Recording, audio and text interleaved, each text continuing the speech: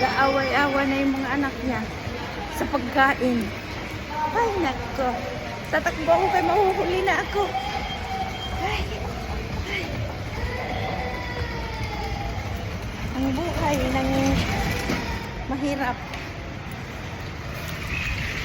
Saan na yung aking bus? Ayan na si Kabir.